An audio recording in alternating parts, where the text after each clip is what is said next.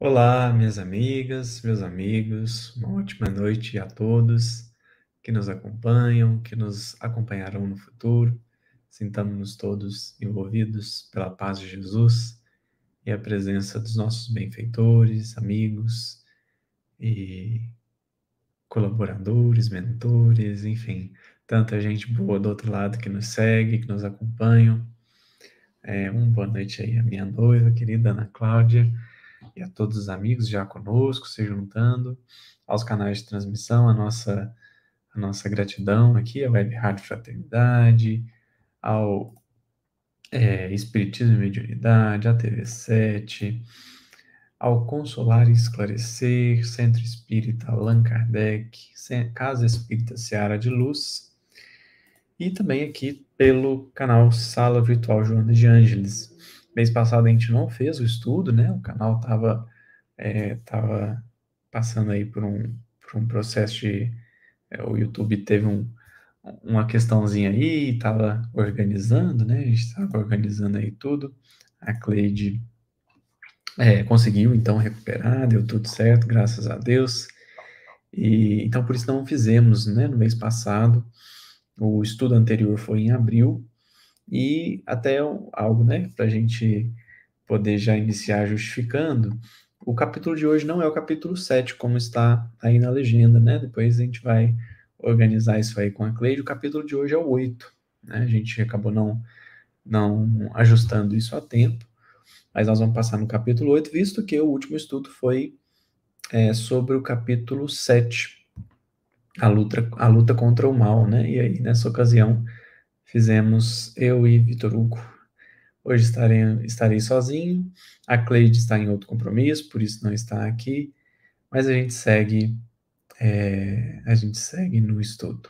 Uma ótima noite aí para Aparecida Barbosa, que Jesus nos abençoe, minha amiga, obrigado aí pelas palavras e pelos votos.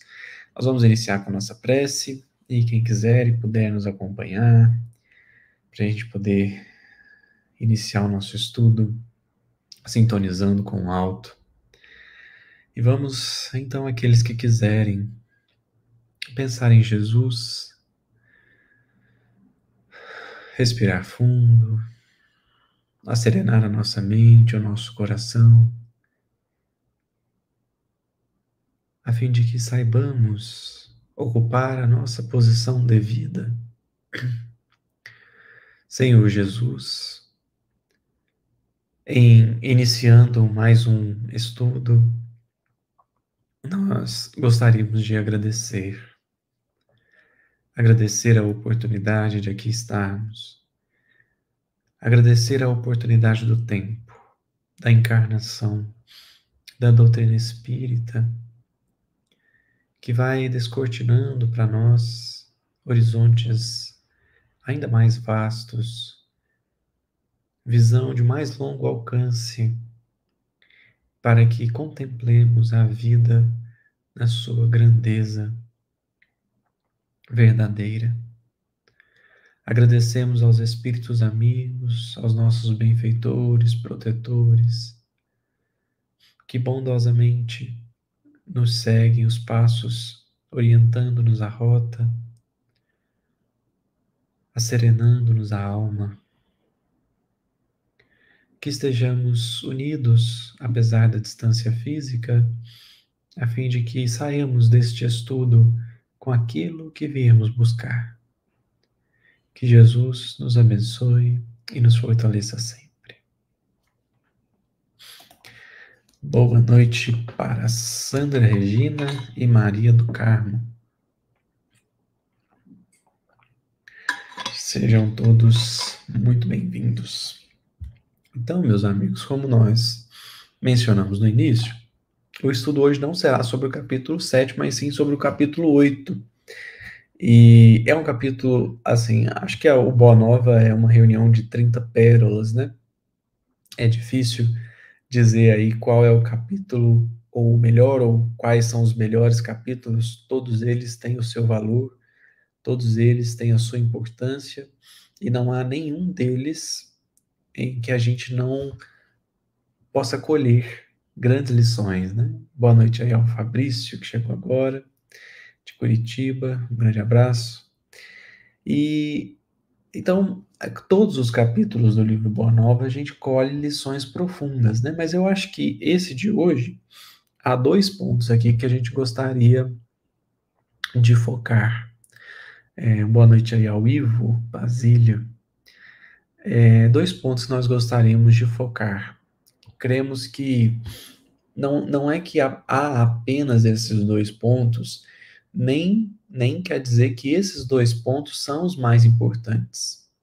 Definitivamente, não acho que seja por aí. Mas a nossa escolha é justificada pelo tempo, né, que nós temos, pelo tempo curto, né, vamos dizer assim, de 1 hora de live, mas também pela atualidade e pela necessidade que, particularmente, eu acredito que nós precisamos, né? É a necessidade que a gente está apresentando nesse momento, né? Tanto pela, tanto pelo contexto social, político, econômico, tecnológico, que prenunciam tempos desafiadores, né? E, e num momento como esse, é normal, né?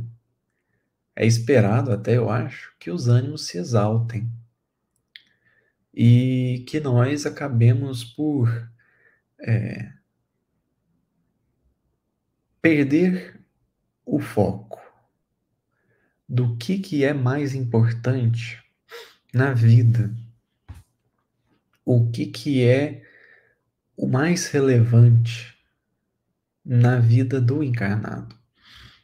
Nós vivemos um momento em que todo mundo sempre tem razão em tudo, o que é difícil, né? Porque Kardec mesmo dirá: 2 lados opostos não podem estar certos ao mesmo tempo, né? E aí a gente vê que existe muito mais uma busca por, por mostrar que a minha verdade é mais verdadeira do que o outro, do que propriamente uma intenção de encontrar essa verdade, né? Algo que é notável, assim, né? Algo que é notório, na verdade, no nosso tempo, é que hoje a verdade, né, como um conhecimento atemporal, como um conhecimento genuíno, né, e eterno, essa verdade parece que ela não existe, né? Isso é curioso. Então, a gente sempre brinca, né, que hoje mais ou menos a pergunta que a gente quer responder não é se eu estou com a verdade ou não, é qual é a verdade que você quer defender. Porque hoje você tem bons argumentos para defender qualquer ponto de vista. Eu vou citar um aqui isento, né, de maiores interesses, mas eu creio que será suficiente para cada um aí entender o que a gente quer dizer. Mas, por exemplo, em relação à nutrição, né? Se você quiser defender que o ovo faz bem, você consegue. Se você quiser defender que o ovo faz mal, você também consegue.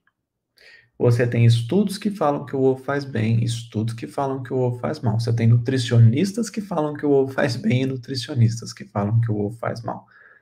E isso, na verdade, vai apenas variando aí a intensidade de cada grupo, né? De acordo com o tempo, que o tempo vai passando, e aí você vai ter pessoas que falam que o leite é ruim, pessoas que falam que o leite é bom. Tem pessoas que falam que o refrigerante pode ser indicado, sobretudo se for o zero, e tem pessoas que falam que absolutamente não pode, né? Então, hoje a pergunta deixou de ser o que é a verdade e passou a ser como é que eu defendo a manteiga e margarina, né? Pois essa também é clássica, né? Então a pergunta deixou de ser o que é a verdade e passou a ser como é que eu faço para mostrar que o meu ponto de vista é a verdade? Porque a grande preocupação da maior parte dos encarnados hoje é mostrar que ele tem a verdade. E aí você percebe que entramos num, num paradoxo, porque os dois lados opostos são capazes de demonstrar que eles estão com a verdade sobre aquele assunto. Naquele momento, e aí você fala, mas como que isso é possível, né? E por que nós estamos dizendo isso? Porque quando a gente vai, nós falamos aqui da nutrição, porque é um ponto neutro, né? É um ponto em que não há tantos interesses em jogo, né? Então, se a gente fosse para outros assuntos, seria um pouco mais difícil. Se a gente avançasse, por exemplo, em opiniões econômicas, seria mais difícil. Em opiniões políticas, seria muito mais difícil. Em opiniões religiosas, seria mais difícil. Mas a gente nota que o princípio é o mesmo, né? Em torno da política, da economia, da religião, da ideologia, da sociedade, das leis. A gente consegue defender qualquer lado hoje. E muito bem defendido, muito bem argumentado, né? E é isso que nós iniciamos dizendo, e é por isso que nós iniciamos dizendo da facilidade que há em desfocar do ponto essencial. Porque se eu hoje quiser argumentar que o meu ponto de vista é a verdade, eu consigo. E o grande problema disso é que se eu acho que eu já estou com a verdade, eu deixo de procurá-la, porque afinal de contas eu já achei. E o maior equívoco de um encarnado é achar que ele encontrou a verdade, a ponto de parar de procurá-la, a ponto de dizer assim: não preciso mais me preocupar sobre esse assunto, porque com relação a esse assunto eu já esgotei todo o conhecimento, ou eu já entendi tudo que poderia ser entendido. E isso é um problema porque isso começa a nos desfocar do ponto essencial da encarnação. Eu começo a pensar que eu estou num caminho de apenas consolidar pontos de vistas, quando na verdade eu ainda estou iniciando a jornada da aquisição de pontos de vista. Por isso que já acho que aqui mesmo no estudo Boa Nova, a gente já comentou, numa reunião mediúnica, o Espírito falou assim: de agora até a pureza espiritual, nós vamos renovar 99% das nossas certezas. E isso me impactou muito, porque o que eu tenho certeza hoje, falo, não, isso aqui é certeza. Na verdade, não é. Não é. Por mais que a gente ache. E não nos enganemos, não nos enganemos. Isso não quer dizer que a gente está atrasado. Nem quer dizer que a gente é bobo. Não. É porque no nível evolutivo que a gente está, a gente só enxerga até um ponto. E aí, é claro que a gente não vai ter acesso à verdade completa da criação, né? A gente não vai entender toda a criação nos seus mínimos detalhes, porque nós não temos visão para isso. E aí é muito natural que dentro daquilo que eu enxergo, eu confie naquilo que eu estou vendo, naquilo que eu estou entendendo, é muito natural. A questão aqui não é desconfiar de tudo que eu sei, mas perceber que ainda há muito o que aprender. Por isso que a gente sempre gosta de lembrar, né? Muitas pessoas, já ouvi muitas pessoas falando isso e acho que é justo. A frase do Sócrates não é o só sei que nada sei. Isso aí é uma síntese, mas ela não representa a fala do Sócrates. Porque eu só sei que nada sei significa que não tem nada de conhecimento dentro de mim. E isso não é verdade. Isso não é verdade. A frase do Sócrates é: o que eu conheço é infinitamente menor do que o que eu desconheço. E isso é o essencial. Ter essa consciência é o essencial. Porque então a gente olha para a vida com o olhar do aprendiz e não com o olhar do professor. É claro que o aprendiz também ensina, mas o fato de o aprendiz ensinar não o torna professor. Ele ensina dentro do que ele já aprendeu, mas é preciso ter noção de que o que ele aprendeu é ainda muito, muito superficial. E sempre é superficial. Se hoje até já se diz que não é mais possível que um ser humano conheça toda a matemática, toda a ciência do seu tempo. Hoje já não é mais possível isso.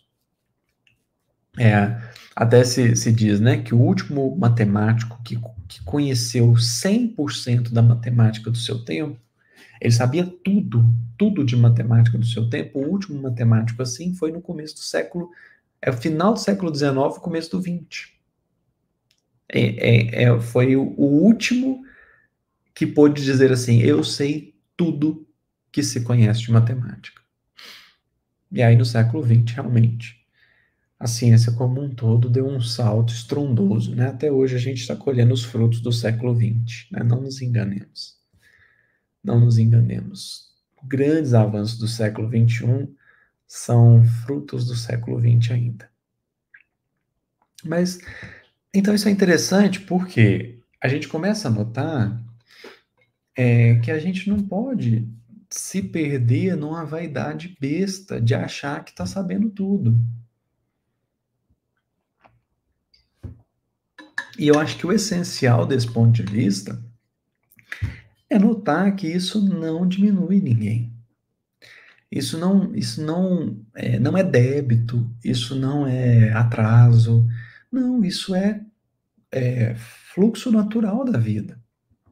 A criança da primeira série, ela não é culpada porque ela não sabe fazer 2 elevado a 2.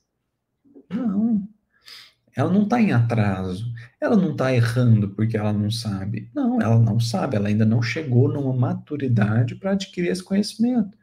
Mas o que separa ela desse conhecimento é o tempo. Então tá tudo certo, né? Eu acho que, inclusive, é um dos pontos que a gente quer focar aqui da fala de Jesus, é porque a fala de Jesus mostra isso. Ocupar a cadeira do aprendiz não significa atraso, não significa débito. E é muito mais libertador quando a gente percebe que está nessa posição. Por quê? Porque, na verdade, a gente não deixa de estar na posição do aprendiz porque acha que é professor. Não. A, ninguém é maior porque acha que cresceu, né? Não, a gente é do nosso tamanho. A diferença é, a gente se enxerga desse tamanho ou não, né? Achar-se grande não significa grandeza, né? Isso é essencial. Agora,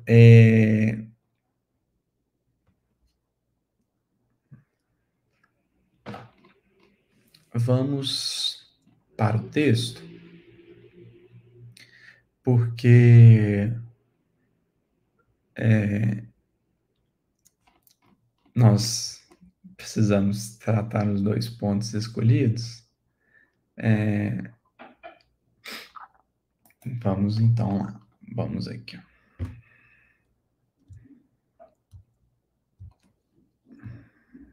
Deixa eu só colocar já no ponto aqui.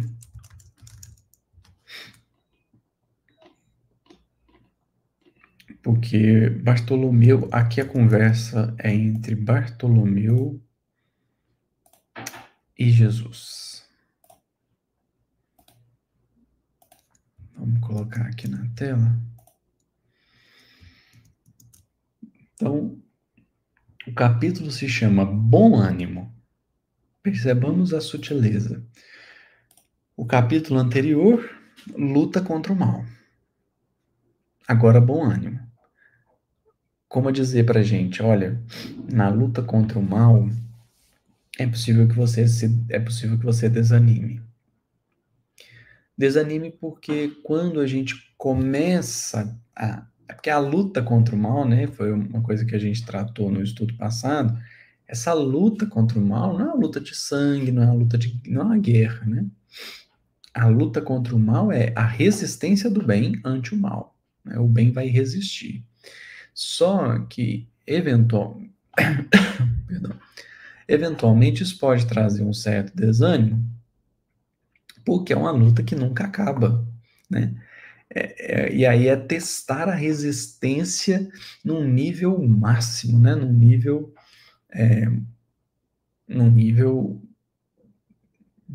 desafiador, né?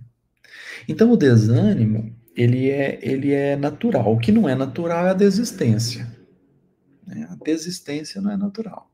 Quem está pensando em desistir, então, para quem está pensando em desistir, o convite é revisitar o que conhece, porque não está conhecendo 100%, não entendeu as bases ainda. Quem está pensando em desistir. Agora, o cansaço, o desânimo é natural. E o Bartolomeu estava desanimado, né? Tava triste, né? Que Humberto Campos vai dizer assim, entretanto, Bartolomeu era triste. E aí, o Bartolomeu é o mesmo Natanael lá, né? É o mesmo Natanael que aparece, se não me falha a memória, no Evangelho de João. No Evangelho de João nós temos o Natanael. A menção, né, a Natanael. Não me recordo agora se há em outros evangelhos, mas depois a gente vai ver que só surge o Bartolomeu, né? E aí, por uma questão de exclusão mesmo, considerando que havia 12 discípulos, né? O nome de 11 é o mesmo em todos os evangelhos, apenas o de Bartolomeu é que muda, né? E tem Levi também, Levi e Mateus, né? Mas a primeira o primeiro ponto que a gente quer focar é essa pergunta do Bartolomeu, essa questão, né, que o Bartolomeu traz, porque ela é a questão de todos nós. Ela é a questão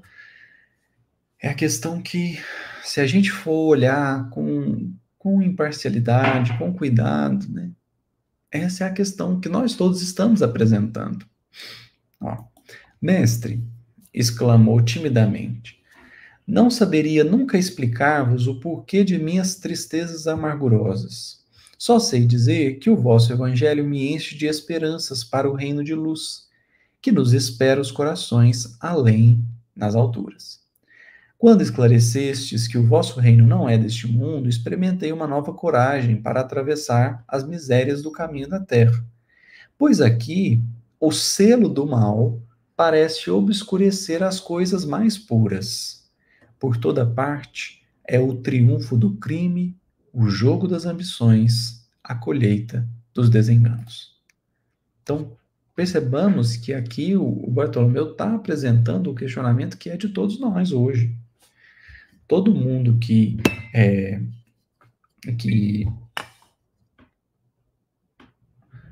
olha para o mundo buscando enxergá-lo, né, nas suas atividades, nas suas conquistas, nos seus valores, nas suas construções, nas suas leis, a gente olha para o mundo e fala: o trabalho é grande. O trabalho é grande, porque imaginemos quão difícil vai ser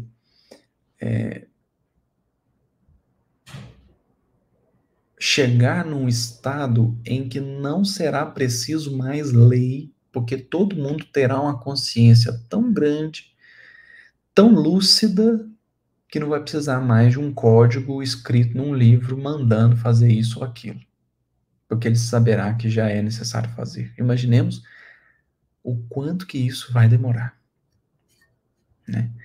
Então é claro que quando a gente olha para o mundo dentro de um tempo curto, né? Então nós estamos falando aí, às vezes, de um período de 50 anos, ou talvez até de uma vida, né, de um encarnado, a gente nota isso aqui que o Bartolomeu está falando. E eu acho que a grande angústia que pode assolar o nosso coração é justamente, e aí, né? Com esse tanto de coisa errada, com esse tanto de desordem, de corrupção, de traição, enfim, de vícios, né? Quando a gente começa a olhar isso, e aí quando você acha que estão avançando, quando você acha que estamos caminhando, aí vem projetos de lei que você fala assim, nossa, mas isso é um absurdo. Aí vem condutas, né, de políticos, pessoas, enfim, todos, né? Então assim, nossa, muito difícil. Então, quando a gente olha para o panorama do mundo, no tempo do mundo, realmente a gente nota isso aí que o Bartolomeu está falando. Só que a resposta de Jesus, ela não é boa, não, ela é espetacular, né? Ela é realmente. Eu vou ler ela toda de uma vez, ela é um pouquinho longa, mas acho que compensa. Depois a gente destaca alguns pontos, né? A voz do apóstolo se tornara quase abafada pelas lágrimas. Todavia, Jesus fitou-o brandamente e lhe falou com serenidade. A nossa doutrina, entretanto, é a do Evangelho, ou, ou da Boa Nova. E já viste, Bartolomeu, uma boa notícia não produzir alegria? Fazes bem, conservando a tua esperança em face dos novos ensinamentos. Mas não quero senão acender o bom ânimo no espírito dos meus discípulos. Se já tive ocasião de ensinar que o meu reino ainda não é deste mundo, isso não quer dizer que eu desdenhe o trabalho de estendê-lo um dia aos corações que mourejam na terra. Achas então, olha essa pergunta, né? Achas então que eu teria vindo a este mundo sem essa certeza confortadora? O evangelho terá de florescer primeiramente na alma das criaturas, antes de frutificar para o espírito dos povos. Mas venho de meu Pai, cheio de fortaleza e confiança, e a minha mensagem há de proporcionar grande júbilo a quantos a receberem de coração.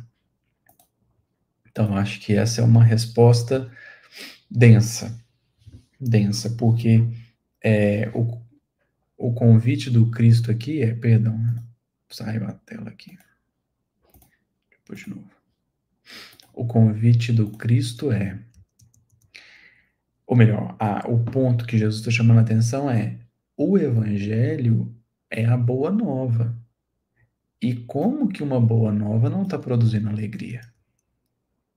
Percebamos a densidade da reflexão que isso provoca. Como é que você está tendo contato? Essa é a pergunta de Jesus para Bartolomeu, né? Como é que você está tendo contato com a boa notícia e você não está se sentindo animado, alegre?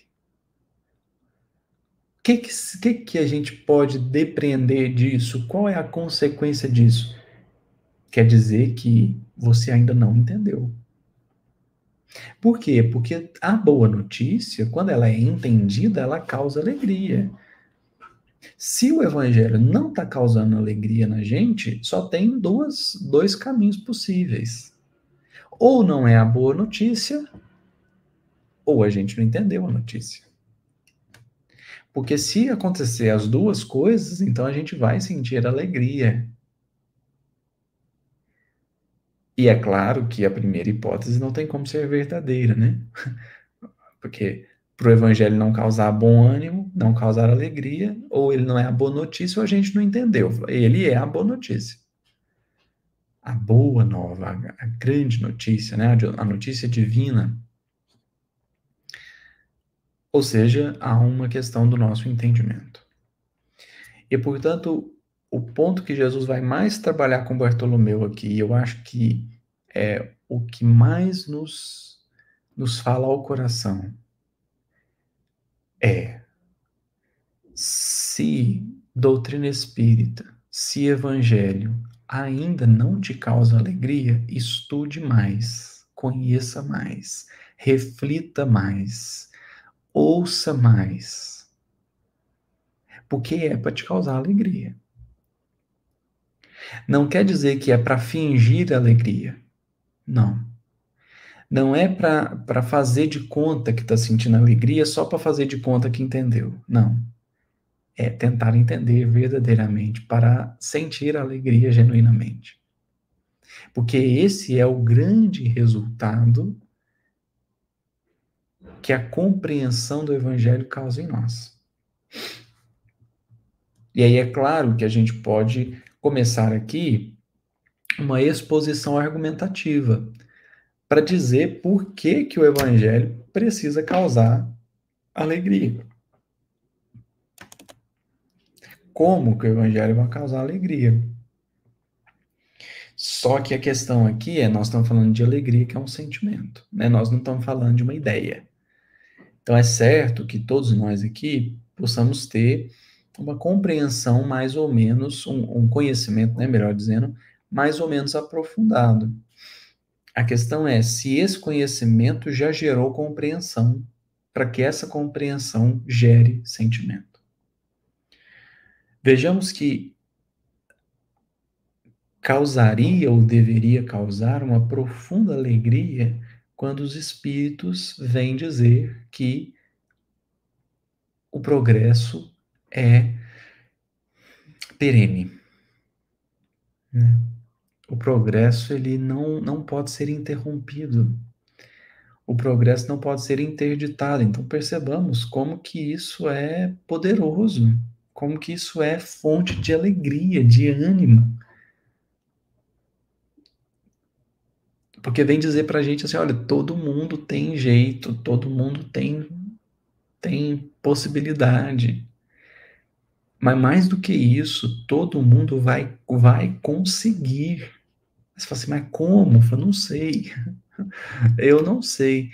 Mas todo mundo vai conseguir alcançar um estado de entendimento, de sentimento puro, isento de vício moral, de defeito moral. Então percebamos que isso sentir isso é renovador, né?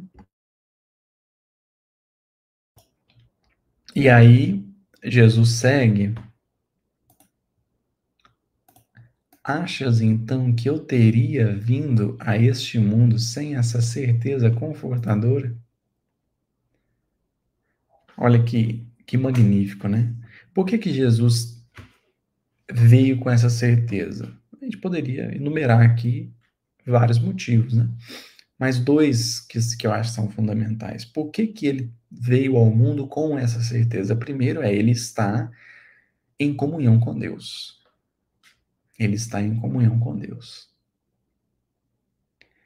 Segundo, ele sabe que todos nós carregamos a centelha divina dentro de nós. Então, não tem chance disso dar errado. O máximo que dá aqui é adiar, mas desviar completamente, anular, não. Então, vai dar certo. A gente só não sabe quanto tempo vai levar, mas isso não importa porque a gente é imortal, né?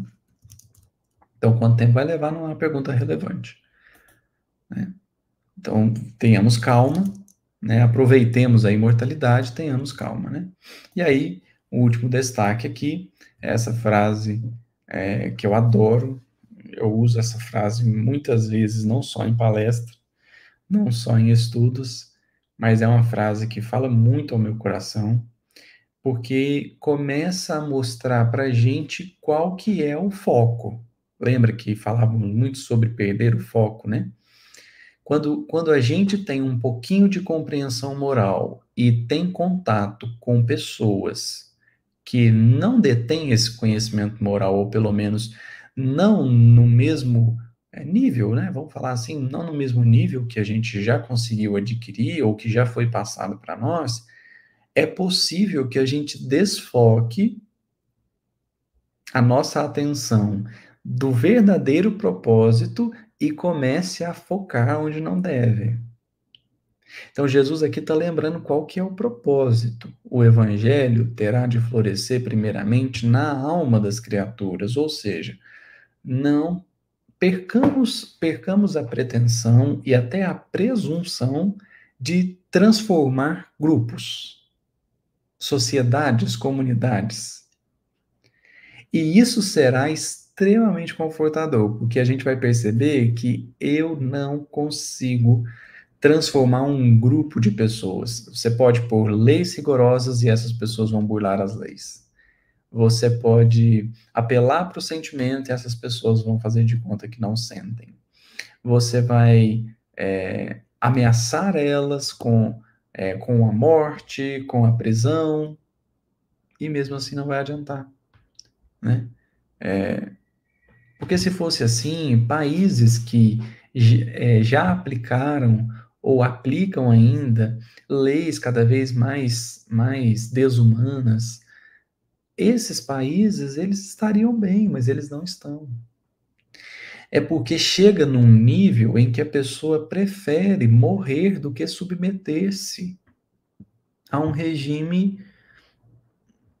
incoerente, insensato, infeliz. Então não adianta pensar uma evolução que é de uniformização. Por quê? Porque uniformização significa perda de identidade. E o propósito divino não é que a gente perca a nossa identidade. O propósito divino é que a gente aprimore a nossa identidade, mas sem deixar de tê-la. Por isso que o evangelho tem que florescer primeiro na alma das criaturas, porque se for na alma dos povos, né, no espírito dos povos primeiro, aí nós vamos estar falando de uma uniformização que não é o propósito de Jesus. Jesus não deseja que todo mundo seja igual. Jesus deseja e trabalha para que todo mundo seja a melhor versão de si, respeitando a sua identidade, a sua personalidade, os seus gostos, as suas visões mesmo, né? E, sobretudo, os seus potenciais. Os seus potenciais. De modo que o evangelho vai florescer primeiro na alma das criaturas, porque primeiro vai ter que aflorar essa identidade mais aperfeiçoada. Aflorando a identidade aperfeiçoada, aí a gente consegue frutificar no espírito dos povos. Porque tem uma fala no Livro dos Espíritos muito, muito interessante e intrigante, né? Quando eles falam que Deus usa as nossas imperfeições para manter o equilíbrio das coisas, né? E aí os espíritos falam assim, lá na lei de sociedade, né, eles falam assim, as imperfeições de cada um deveria mostrar como que cada um depende do outro, né? Porque aquilo que eu sou bom, o outro não é, e aquilo que o outro é bom, eu não sou. E é nisso que a gente se complementa. Agora, se a gente for uniformizar, o que nós estamos dizendo? Todo mundo tem que ser igual. Mas isso não é construção divina. Porque a construção divina é cada um aprimorando-se a fim de que possa contribuir, como está dito lá na questão 132 do Livro dos Espíritos, contribuir na parte que lhe toca na criação.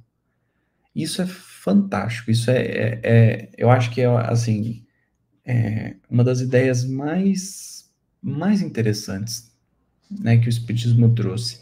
É essa noção de que a proposta, o propósito divino é um aprimoramento do ser. Então, é cada dia um aprimorar-se, né?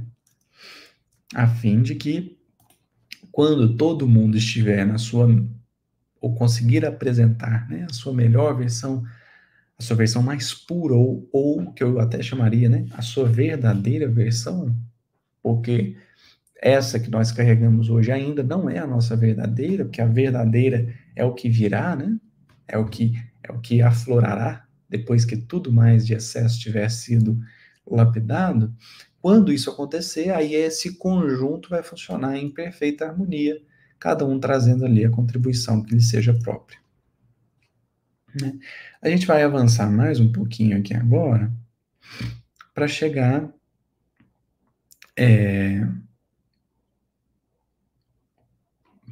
aqui, ó. Acho que é aqui mesmo, né?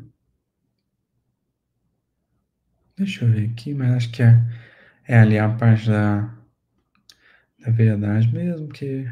aí depois ao final, Jesus fala da parábola, mas acho que a gente não vai ter tempo de passar na parábola hoje. Talvez a gente passe no estudo que vem, ou não sei se vai ser o Vitor Hugo, aí peço para ele, né?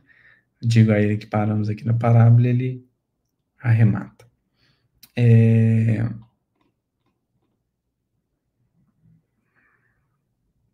Não, é aqui, ó. É aqui.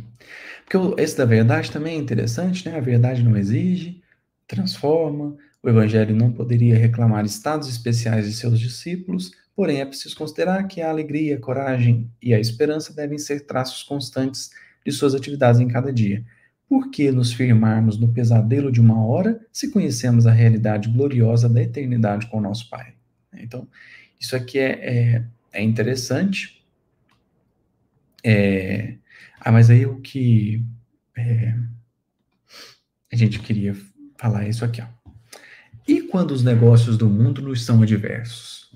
E quando tudo parece em luta contra nós?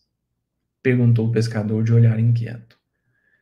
Jesus, todavia, como se percebesse inteiramente a finalidade de suas perguntas, esclareceu com bondade: qual o melhor negócio do mundo, Bartolomeu? Será a aventura que se efetua a peso de ouro, muita vez amordaçando-se o coração e a consciência para aumentar as preocupações da vida material, ou a iluminação definitiva da alma para Deus, que se realiza tão só pela boa vontade do homem que deseja marchar para o seu amor por entre as urzes do mundo, urzes do caminho, né? Aqui é até uma notinha de rodapé, que a palavrinha urzes, ela parece ser um errinho de digitação aqui, embora, de certa forma, faça sentido também, porque urzes é uma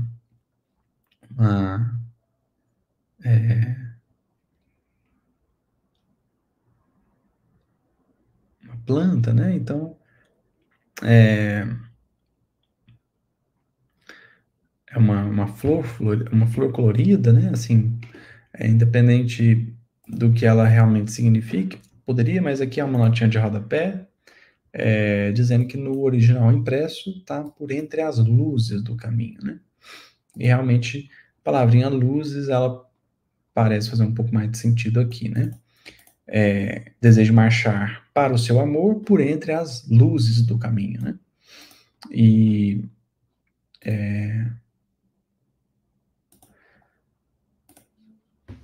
aí o que acontece? Essa fala de Jesus, só para terminar, né? Não será a adversidade nos negócios do mundo um convite amigo para a criatura semear com mais amor, um apelo indireto que a arranque as ilusões da terra para as verdades do reino de Deus? O que chama a atenção nessa fala aqui é a pergunta do Bartolomeu num tom muito de bom, mas tá tudo dando errado, né? E isso é curioso, porque se a gente não cuidar, se a gente não tiver foco, é muito natural. Não é que a gente ache que está abandonado porque os negócios do mundo estão dando errado, mas é muito natural que a gente passe, então, a dar mais atenção a esses negócios do mundo quando eles dão errado, porque no final das contas a gente quer que isso dê certo. E aí, quando as coisas não seguem o caminho que a gente acha que tem que seguir, a gente começa a dar mais atenção a isso, como se isso realmente fosse o ponto essencial. E aí, o que Jesus está chamando a atenção aqui é que os negócios do mundo, né, o crescimento material, o enriquecimento material, ele não é a finalidade. Ele é importante, ele é uma ótima ferramenta de aprendizado, mas ele não é a finalidade. E tanto não é a finalidade que lá no Livro dos Espíritos, quando Kardec vai estudar sobre riqueza e pobreza, a gente vê que os espíritos falam que tanto a riqueza quanto a pobreza têm, vamos dizer assim, abrem campos de queda e de elevação, né? Abrem possibilidades de queda e de elevação na mesma proporção. Apenas eles vão falar depois, né, que as duas são igualmente difíceis, mas a riqueza realmente testa por um lado mais fraco, vamos dizer assim, né? A gente está mais é mais fácil da gente cair pela riqueza do que pela pobreza, mas em termos gerais, acho que via de regra a dificuldade é a mesma, né? E ali vai ficando claro para nós que riqueza, pobreza é material didático. A riqueza e pobreza são instrumentos com que o Criador se utiliza para nos trazer lições. Então, notemos que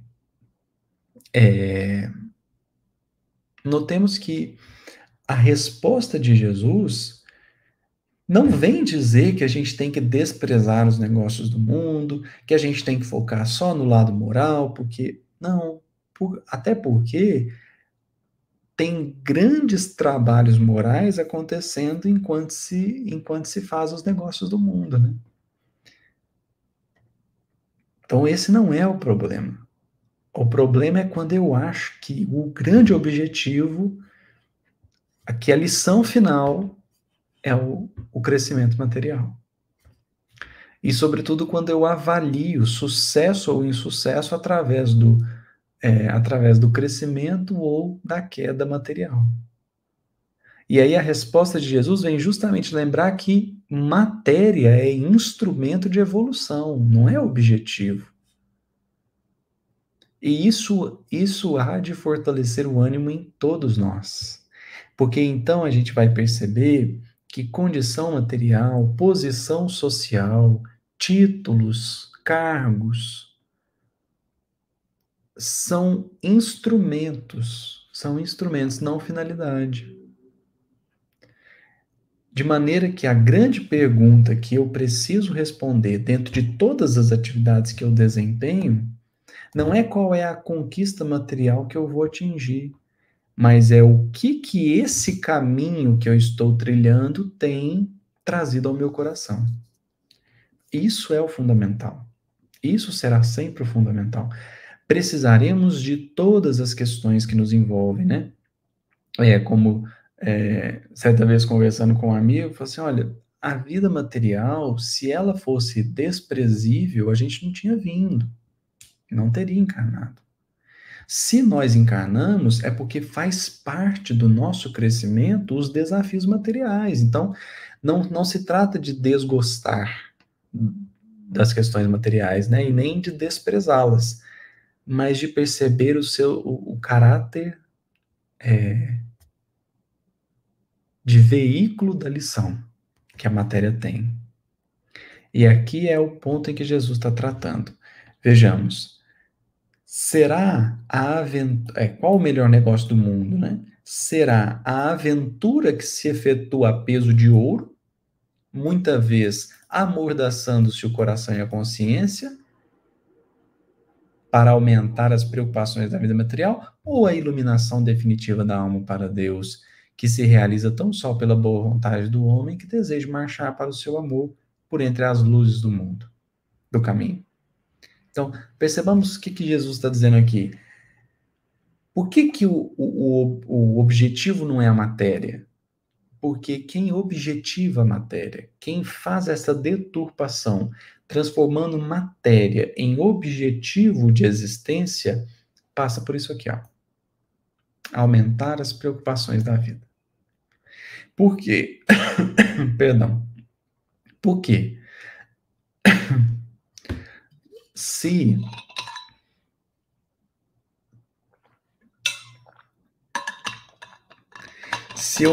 eu transformo matéria em objetivo para minha existência, eu estou colocando como objetivo uma coisa altamente instável.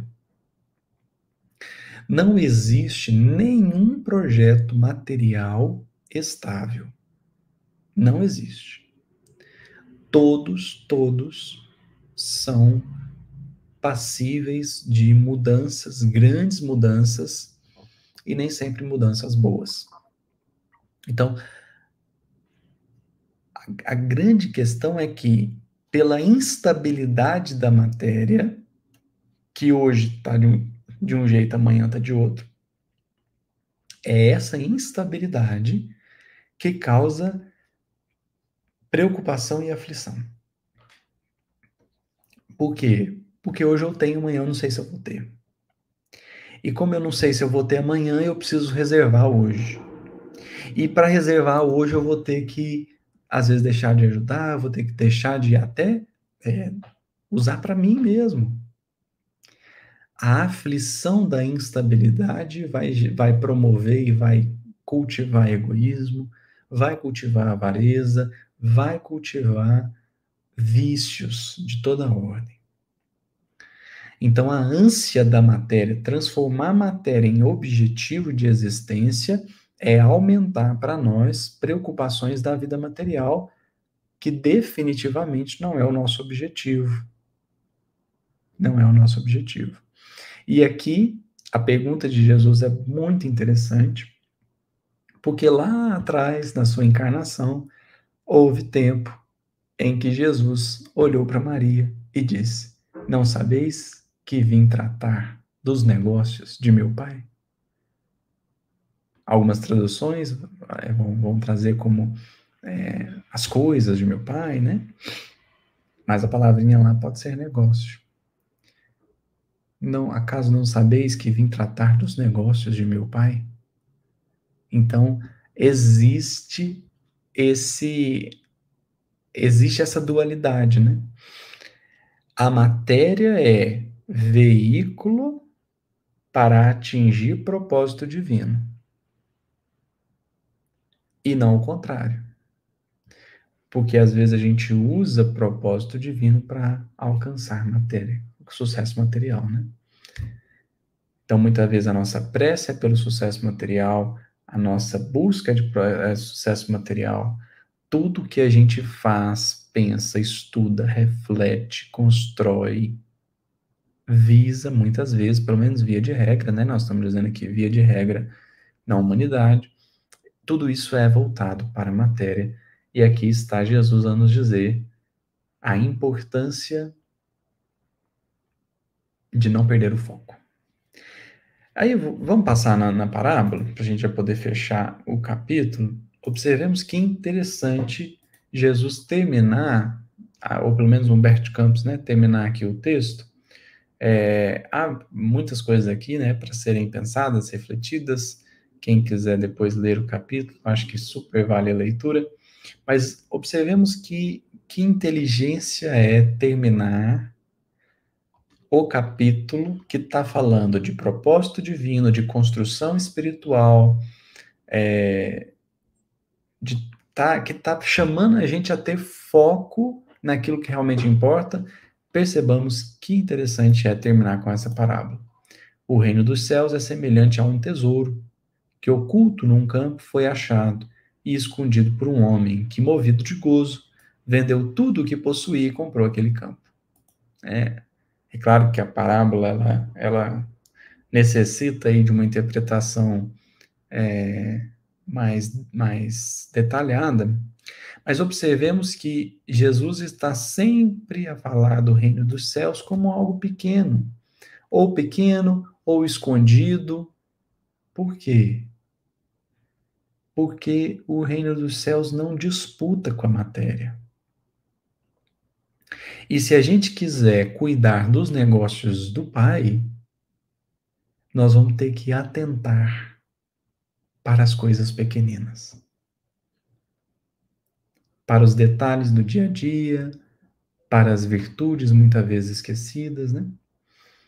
Então, o reino dos céus é semelhante a um tesouro que estava oculto num campo. Foi achado e escondido por um homem que, movido de gozo, vendeu tudo que possuía e comprou aquele campo. Percebamos que é curiosíssimo, né? Porque o homem não fala aqui, então, que ele desenterrou o tesouro, ficou com o tesouro para ele. Não fala, tinha muita coisa que poderia ser acrescentada, mas a parábola é só isso aqui. Por quê? É uma das menores parábolas do Evangelho. Isso aqui no Evangelho de Mateus é um versículo só. Né? Olha só. A tradução aqui não é das melhores, mas versículo 44, capítulo 13. É um versículo só. Então vejamos que interessante. Para num capítulo em que se fala do propósito divino na Terra, do capítulo em que se fala do propósito de cada criatura para consigo mesmo, para com a criação e para com Deus, nós temos no final a menor das, ou uma das menores parábolas do evangelho, dos evangelhos, né? E que evoca aí a ideia do reino de Deus, que é algo pequenino, mas profundamente valioso. E é por isso que nós não podemos, né, perder a atenção no que realmente importa, porque vai ser fácil perder. O reino de Deus é pequeno, né? Ele é um tesouro escondido. Então, é fácil perder o foco. Mas, graças a Deus, temos aí as mensagens, os textos, próprio Evangelho, a nos lembrar sempre, né? O que é que a gente veio fazer aqui. Minhas amigas, meus amigos, era isso que a gente tinha pensado para hoje. Realmente não seria possível passar no capítulo todo. Esperamos que todos aqui possam ler, né? Se assim quiserem, desejarem ler o capítulo, tirar as suas próprias conclusões, fazer as suas próprias reflexões, que isso também é profundamente importante, mas que estejamos todos convencidos de que o nosso papel na Terra, hoje, não sei amanhã, mas hoje o nosso papel na Terra não é de transformar a Terra, é de comprar o campo. É de comprar o campo. O campo somos nós, evidentemente, né? Então, a grande tarefa para nós hoje é a da conquista íntima. É o do dominar-se, né? É do auto-educar-se. Em suma, é como Emmanuel vai dizer numa mensagem extraordinária chamada Evangelização, isso está no livro Coletânea do Além. Emmanuel vai dizer assim: em Espiritismo não basta crer, é preciso transformar-se. Essa é a mensagem que fica desse capítulo. E vamos nós, né, fazer a nossa prece, agradecendo aí a presença de todos, tá certo? Vamos orar.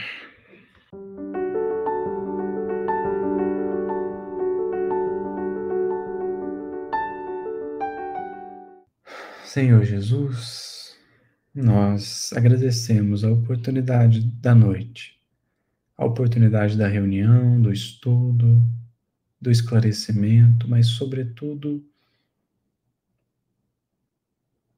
do fortalecimento do nosso bom ânimo, da nossa boa vontade, do nosso propósito, da nossa sinceridade. Que o Senhor possa estar conosco, mas, sobretudo, que nós saibamos estar contigo, hoje e sempre. Que assim seja. Então é isso, meus amigos. Até uma próxima, se Deus quiser.